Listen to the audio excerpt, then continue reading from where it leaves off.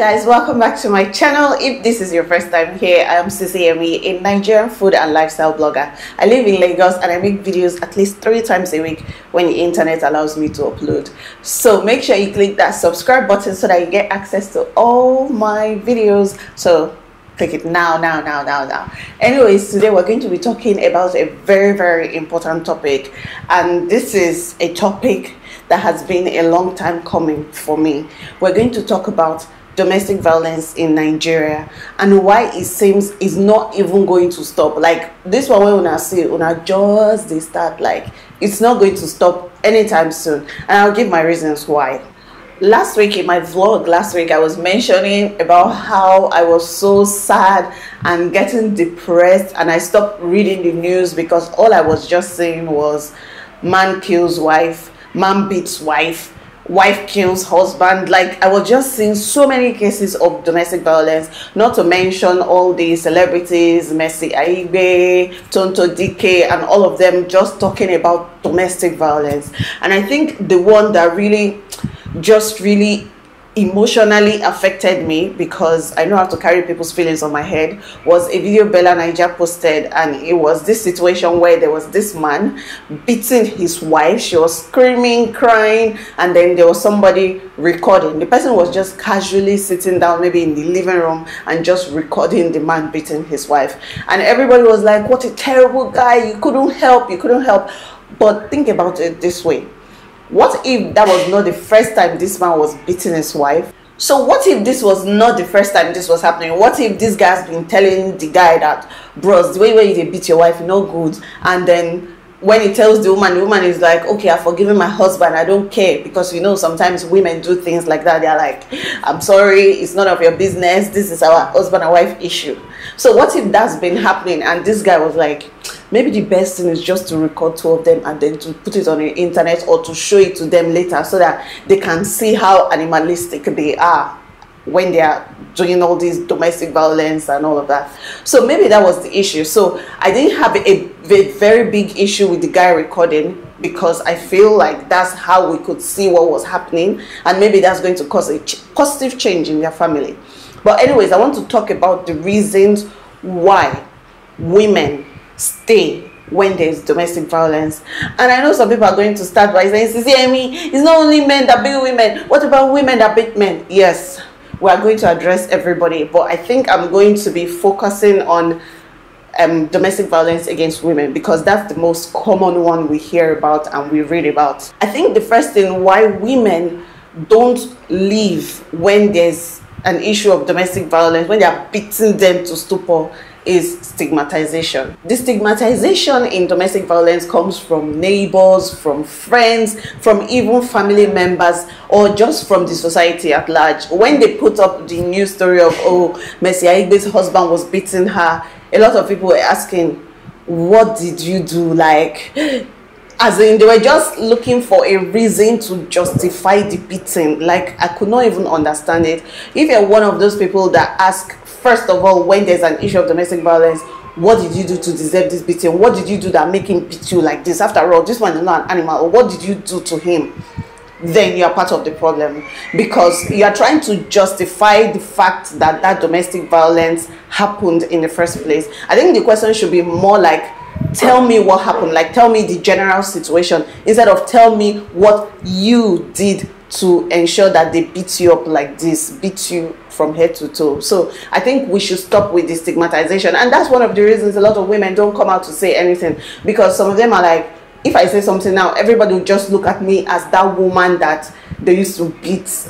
Like, just the shame. Do you understand? It's something that they consider shameful, that they can't come out to come and say that, oh, they are beating me, my husband is beating me, please help me. It's stigmatization, the way you're going to relate to them. In one of my videos, I was talking about why Nigerian women are obsessed with marriage, and it is because they look at marriage as an achievement. So when this stigmatization occurs, a lot of them cannot deal with the stigmatization that comes from domestic violence, because it will look like this is their biggest achievement that they got now. They couldn't keep it, like they are failures or something. So stigmatization from friends, from family, from the society, from the internet is one of the reasons why women stay in domestic violence situation. Another reason women stay is because of religious sentiment. I've seen a situation where a couple, they go and meet a pastor, or the wife went to meet the pastor, and the only advice the pastor is like, you need to be more submissive, you need to be more humble in your marriage, you need to be like, it's always about the woman, how she can bend and amend and twist so that the man does not get angry enough to beat her. And they're always using this submissive, which is why submission in marriage is a very important topic. I feel submission goes both ways, like the man submits to the woman submits to the man, everybody's submitting to each other. There's no like one way about it. But where they begin to focus on, oh, wife submit, wife submit, wife submit, and where you feel, as a man, you feel like your wife is not submitting to you, maybe she's too stubborn, maybe she shares her opinion too much, you feel like you want to exercise your power and dominance and beat her, because that's the only place you have the strength to exercise your, do you understand, superiority over her. So I think a religious sentiment is another big reason, because if more pastors, more imams, more religious leaders are taking this issue seriously, you see less of it. Because if you hear that your member is beating his wife, you should take it as a very, very serious issue, not a, oh, go and pray about it. This is physical, let's deal with this thing physically. Not let's pray about it. Yes, prayer is good, we can pray about it, but what are we going to do about the situation now? You as the pastor should report to the police, so that it sends a strong message to this man or to this person, whether it's the woman beating the man or the man beating the woman, to the abuser, that this is not right. I've been observing that another issue, we have a lot of issues why domestic violence still goes on, but another one is just cultural factor. When you think about the Nigerian culture, it upholds marriage, and it's not a bad thing, because marriage is a very beautiful thing. Marriage is very beautiful. But in situations where they are abused and this marriage is upheld like that, and women that have their bride price paid, it looks like when you pay the bride price, you own the woman. That's how it is in some cultures in Nigeria. It looks like after you pay that bride price, well, this girl, she belongs to you, anything you like, do. That's how it seems for some people. I know that when I was getting married, there was a bride price, but it wasn't a lot of money, and it was money that when they gave to my parents gave it back, like, oh, we're not selling our daughter to you, blah blah blah, we just want you to take care of her and everything. But in some situations where the man is it traditional and cultural, and they're like, I've paid your bride price, and you know the way Yoruba women, they're always like, Olowo ori mi, like the owner of my head, the owner of the money of my head, or something like that. I can't even explain how it means. It's Olowo ori mi, like the owner of the money of my head, something like that, Sha. You know, when you see all those deep traditional cultural beliefs where the men now begin to have this sense of ownership, like, she belongs to me, she's my property. You can easily find situations where the man is abusing that power or abusing that situation, and that's what happens a lot of the time, because they feel like, you're now my property, I bought 10 goats, 10 cows, 100 tubers of yam, and I gave it to your parents, I even paid for your master's degree, so like, you are my wife. What I say you should do is what you will do. And we see cases after cases of domestic violence in these situations. So this is another reason why I believe domestic violence is still going to continue. I feel this is one of the major reasons why domestic violence still continues, and it is regarding the law. I know in Lagos they take it seriously, they take domestic violence seriously, but I don't feel like in other states they take it as seriously as we do in Lagos, and that's because I feel Lagos is more I wouldn't say civilized, but Lagos is just different. So I feel in Lagos things are kind of working. We have shelters where women can go to, where if they're having issues of domestic violence in their family. So we have that in Lagos. I don't know about other places, but I don't think they're that popular there. But I want to ask you guys this, and I don't know if you've experienced it, because I have seen somebody that I asked, did you report this at the station? And the first thing they say, even in the movies, when you watch it, the first thing the police will say is, this is not husband and wife matter, you people should go home and settle it. Like, this is domestic issue, you people should go and settle it. And I don't blame them sometimes, because there are situations where I've tried to interfere in husband and wife, like domestic violence, and after you interfere and you're like, this man, what you're doing is wrong, what you're doing is wrong, you shouldn't do this, and you give advice, like thinking is going to help the situation. At the end of the day, it comes back and bites you in the butt. Like, two of them, the couple, they turn against you and you become the enemy. So I've seen situations like that where it happens, and maybe this is why Nigerian police, why it looks like they don't take it seriously. They just take it as, you and your husband go and solve your issues at home. Like, this woman, you're too stubborn, go and meet your husband at home and beg your husband and behave like a good wife. So I feel like the police, they are not sensitive to this situation, and I feel like they should begin to do trainings for the police. Like, this domestic violence, if a woman comes to report and you don't take this step when she reports, then you're going to be in trouble. I feel we should start doing that. But I feel it is because the law is a major reason why it still continues. Because if you think about it, if as a man you know that there's a law protecting women against domestic violence, and you know that if you beat your wife, you end up in jail for like 1 month, you are going to be sacked in your office, like you're going to lose a lot of things. I'm sure that a lot of them are going to have a rethink before they start beating their wives. And this is not just for rich men, this is from the grassroots to the top. If you know that you have a lot to lose, then I'm sure you're going to think about it carefully before you raise your hands.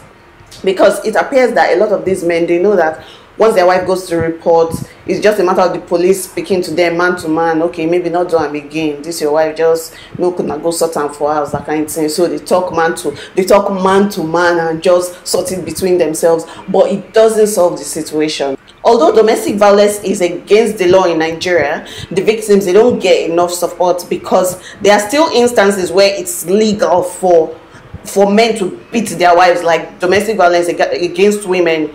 And that is, for example, the penal code. It's applicable in the north, and it allows that women can be beaten if you want to correct her. So you guys need to check it out. Check out all that information. Go and do your Google, go and do your research, and check out information about the legal laws in Nigeria. We have the laws, but it's kind of like you have the law, but the law is not working. So that's what we have. We have it, but it's not working. But those situations where in the north you're allowed to kind of beat your wife, slap her to kind of punish her, maybe, or to clear her mind. Maybe she's beginning to misbehave, you need to reset her brain, so you reset it with a slap. So I know in the north they have laws like that that are still allowed. So if you have laws like that in the north, as in, it's just confusing. How is that going to now help this situation? How is it going to help? One other major reason why women stay in domestic violence situations is poverty of the mind, and the poverty in the pockets. I've seen a lot of women. I have groups that I'm a member of on Facebook, and the thing I keep seeing is women don't leave because they don't have money to take care of themselves, not alone take care of the children that maybe they want to take custody of when they leave the marriage. So first of all, they're not empowered to be self-sufficient. So how can they leave an abusive situation? So you find women like that always saying things like, I'm just staying because of my children. And at the end of the day, these children you're staying because of, you are just traumatizing them. And these children, the boys go on to think that it's okay, some of them shall, because some of them leave that situation and be like, that was so terrible what I went through as a child, so I will make sure I don't beat my wife. But some of them look at it as, well, my father used to beat my mother, so what's can a big deal, man? I can beat my wife. So when you are staying for the children, you're not doing the children any good, and they're only staying for the children so that the father can pay the fees and take care of the child financially. That's why they stay. But then as a woman, you waste your life with a man that keeps abusing you time over time, and you're not happy. And I just see it as a wasted life at the end of the day. So this is one reason why a lot of women stay in abusive situations. Some of them are educated, but when they get married, maybe they come to an agreement with their husband that they should not work. Some of them come to the agreement. Some of them, the husband imposes it on them. Imagine in your second year of marriage, your husband is like, I really don't want you to work again. I want you to stay at home with your children. Even though you argue, by the time you go back to your parents, maybe depending on the kind of parents you have, they'll be like, do you know what, your husband has said you should stay at home with children, just stay.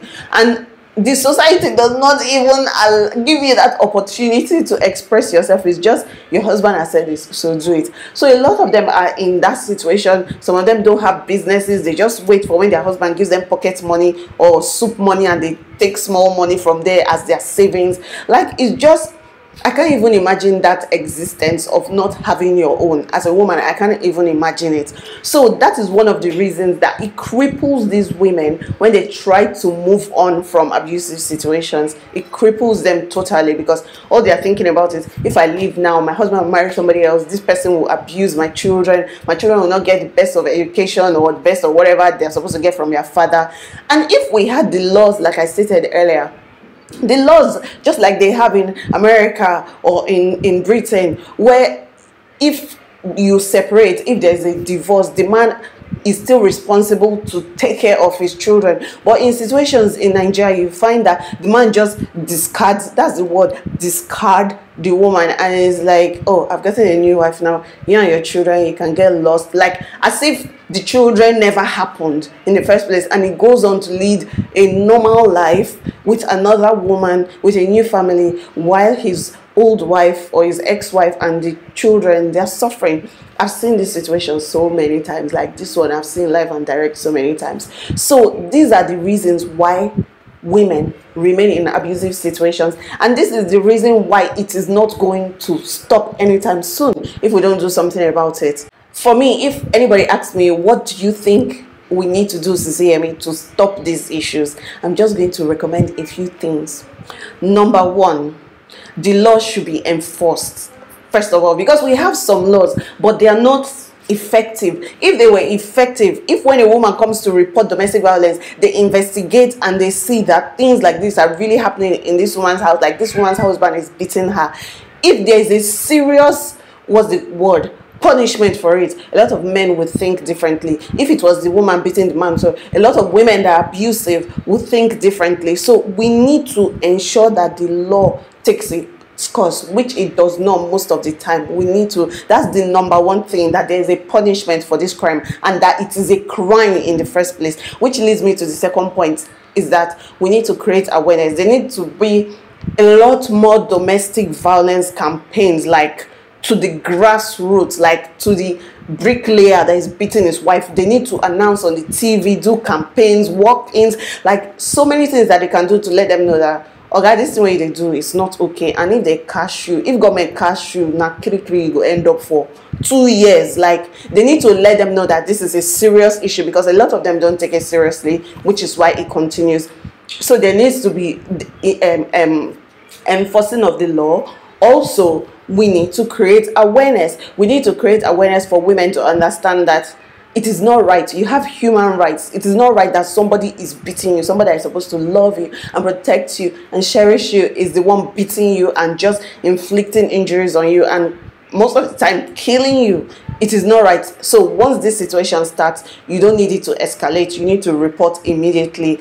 Teach them what to do in those situations. Teach them how to prepare not to find themselves in that situation in the first place. So enlighten the women, and also teach the men, and just teach everybody. Another thing is, we need to start naming and shaming the abusers. A lot of men, you know, your friends that beat their wives, neighbors, you can hear when the woman is screaming, or when the man is screaming when his wife is beating him.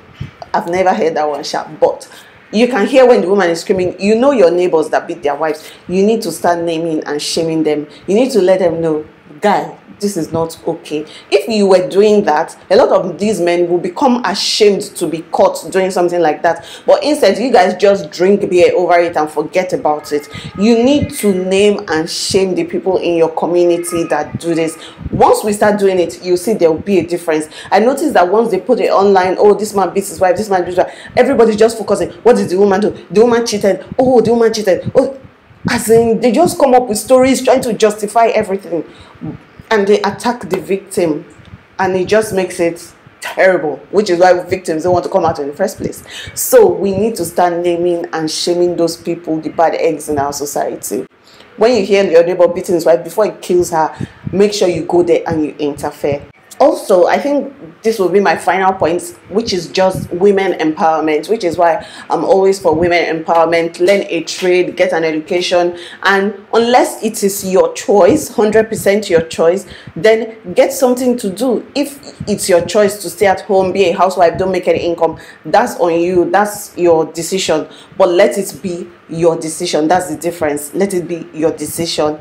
Get something doing, like have a business, have a job, have a source of income, have savings, have things that you can fall back on. Your whole existence should not depend on somebody else. Like the fact that you are alive should not be dependent on somebody else. I say, to me still, I do not understand that situation. And I know a lot of women, they want to they're enlightened, they want to do better, they want to have good jobs, they want to do this and do that, but it's just like things are not working out. I think we should just encourage more women to be self-reliant, to be independent and independent thinking, just not just in their thoughts but also in their pocket, because money can help you do a lot of things. Even I feel like money in a marriage can even affect the way some people treat you sometimes. Do you understand? Like when you have your own, it changes the dynamics of the relationship or of the marriage. That's something I believe in. So every woman should have her own and should be independent to a certain extent. Also, we all need to change our mindset from the fact that, oh, domestic violence is a domestic issue.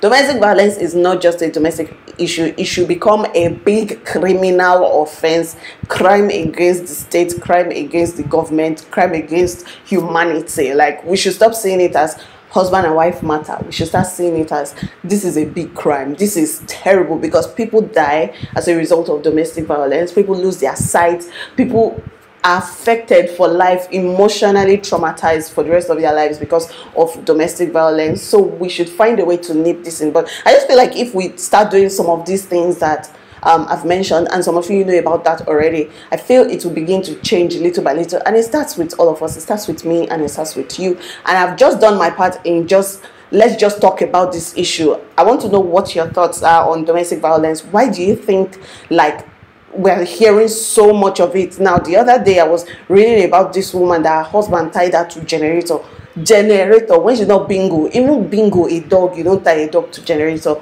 So, like, why do you think we have these issues? Why are all these people coming out? My husband beat me out. What is going on? What do you guys think is causing all of this? I want to see your comments, and I hope you guys enjoyed this video. Let's have a conversation. I'll see you guys in my next video. Don't forget to click the subscribe button. Bye.